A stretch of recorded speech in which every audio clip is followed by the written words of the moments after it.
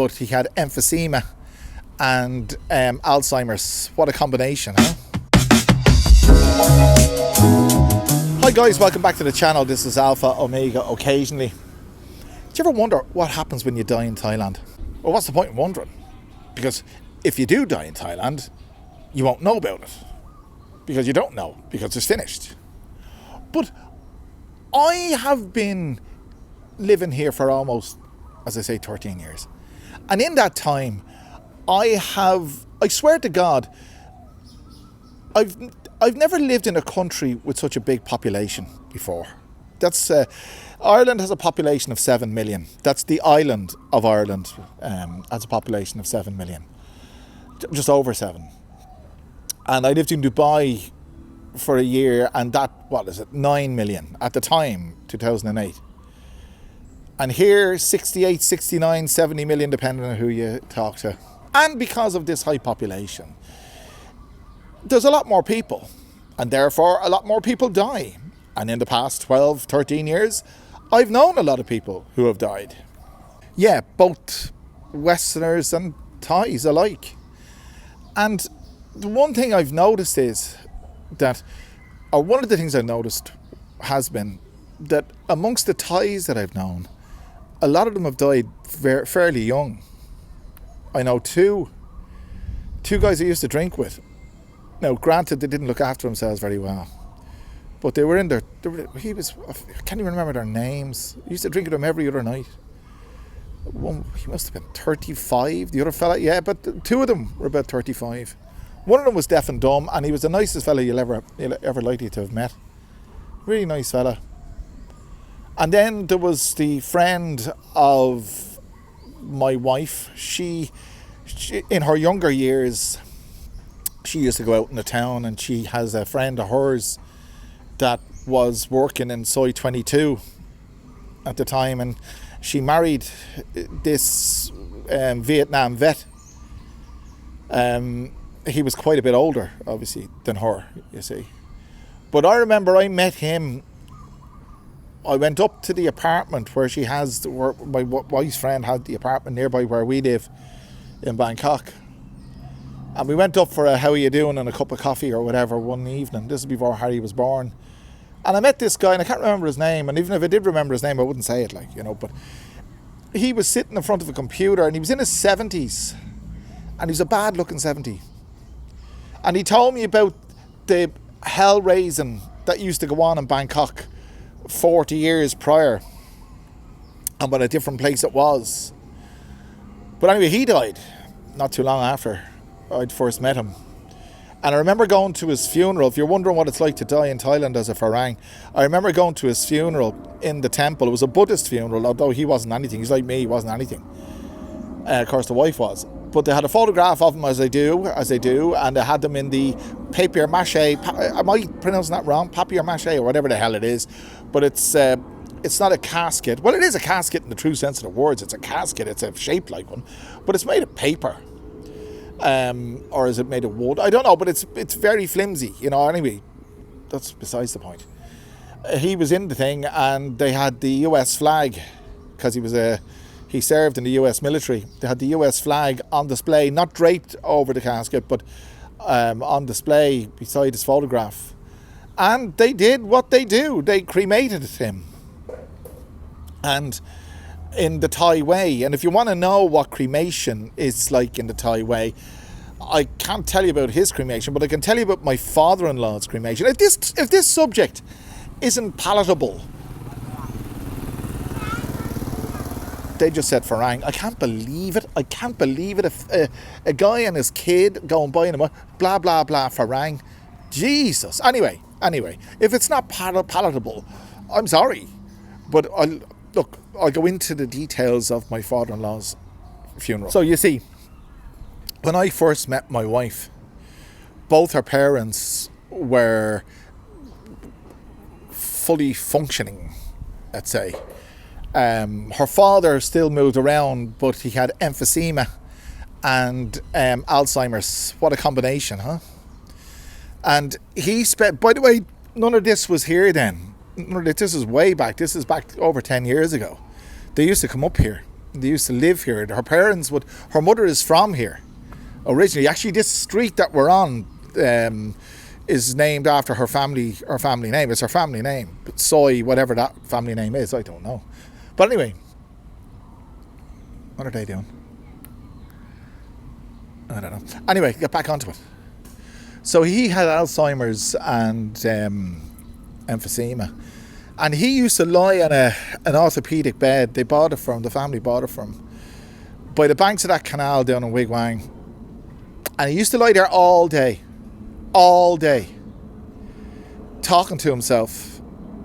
And when he got bad, they'd put the oxygen mask on. I remember doing it myself. I used to have to hold the face mask on his face because myself and herself lived there. The rest of the family didn't. It was just the mother, myself and herself.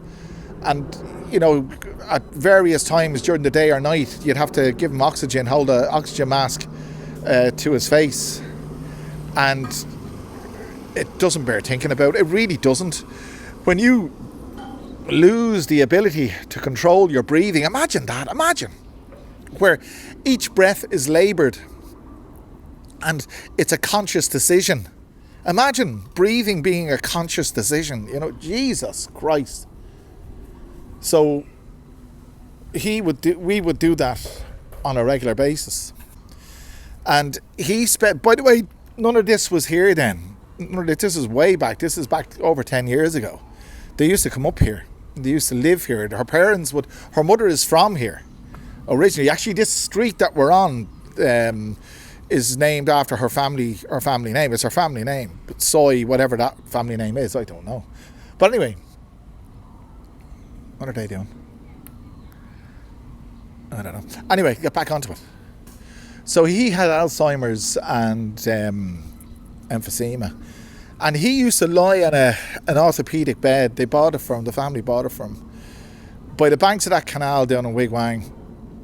And he used to lie there all day, talking to himself. And when he got bad, they'd put the oxygen mask on. I remember doing it myself. I used to have to hold the face mask on his face because myself and herself lived there. The rest of the family didn't. It was just the mother, myself and herself. And, you know, at various times during the day or night, you'd have to give him oxygen, hold an oxygen mask to his face. And it doesn't bear thinking about. It really doesn't. When you lose the ability to control your breathing, imagine that. Imagine where each breath is laboured and it's a conscious decision. Imagine breathing being a conscious decision. You know, Jesus Christ. So we would do that on a regular basis. I never got to know him because from the very first day I met her, he had Alzheimer's and he wasn't himself, to say the least. But the situation with him lying in the bed, you know, 24/7, ranting to himself and on oxygen, that lasted for about 2017. So that lasted for about 4 years. And one day, I was working at the time, I was teaching, and she rang me and she said, "My dad, you got to come home. My dad is sleeping." No, it's like that. You got to come home. You got to come home. And I said, "Why?" And she said, "It's my dad." Now she was speaking in Thai. But I said, "What's wrong with him?" And she said he was sleeping. And that's her way of being polite to say he had died, but I didn't know that, you see. So I made my excuses to my employer and hightailed it back to the house. And when I got back to the house, there was a confusion of people. That's the best way I could describe it, like a confusion of people. There must have been about 40 people, 35, whatever, 40 people on the street outside the house, and then in through the kitchen, into the house, into the room where he was. And because I was married to the only daughter, I was given equal standing when it came to being one of the official mourners, let's say. And we all stood around the body. This was completely alien to me, being brought up as an Irish Catholic, which I am not now. I'm not. As far as I'm concerned, hasta la vista. You know, when you go, and that's the end of it.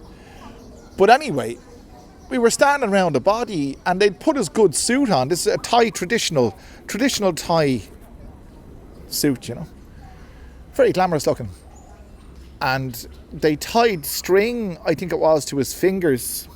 You know this, but did they have it here? They had it here for ages. It's a good look. They tied these white string. So they tied the string to his fingers, and then each person in the immediate group of mourners would hold the string. And you're probably asking, what happens if there's more than 10 mourners? Because you got 8 fingers and 2 thumbs. Well, they probably use your toes.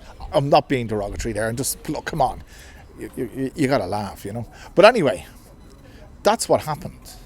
So anyway, there we are, holding the string and looking at this guy dressed up in his glamorous suit. Harry, will you stop? So while we're all doing that, the monks are there, by the way. The monks were in the place. Harry, will you please get away from the tripod, son? Okay, just stay with me. So while we were there, the monks were there doing their chanting. And everyone was doing the chanting. And I was holding the string going, abba, abba, abba, abba, abba, abba. You know, it's like during an international football match when the camera pans across the players standing on the field to the national anthem, and they don't know their national anthem, and they're kind of going like that. You might say that everybody knows an Irish. Irish people don't. Now, I'm going to be shot down by Irish people for saying that, but the Irish national anthem is sung in the Gaelic language.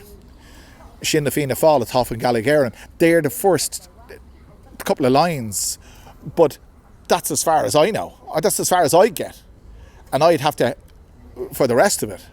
I'm not saying that's the majority of people, but maybe it's different now. But when I grew up, we weren't taught the words of the national anthem. There was almost an embarrassment about being an Irish Republican in the Irish Republic when I grew up, and it still is. But I'm going off on a tangent there. But anyway, so they're all doing this habba. And then this Toyota Hiace. They have no ambulances here that is designed as ambulances. They're customized vehicles.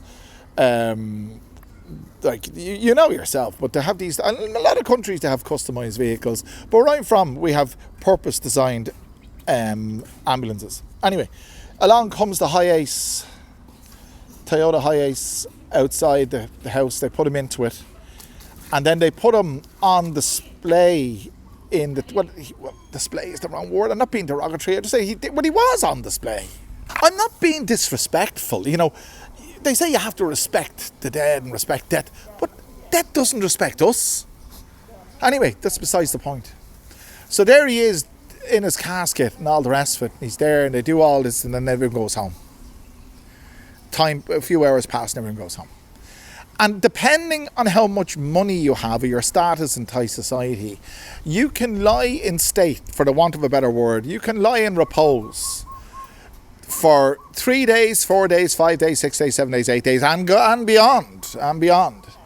Depending on how much of this you have, and depending on how your status. Anyway, he was 8 days. And I remember after the day he died, we went to the temple, did all that, we went on display, we went home. I woke up the next morning, or I was woken up the next morning by my wife elbowing me. And you see, I've said this, at the time I had to come to terms with this, and now I still haven't come to terms with it, that the lack of communication between me and her.